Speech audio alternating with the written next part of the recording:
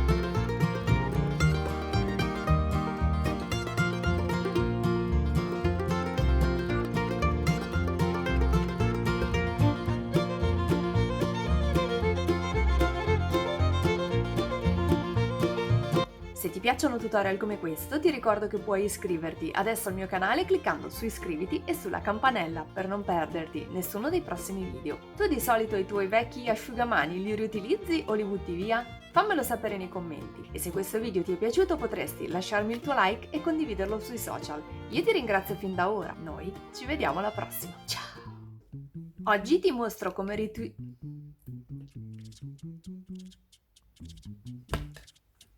Se ti piacciono tutorial come questo, ti consiglio... Tu di solito i tuoi vecchi asciughi...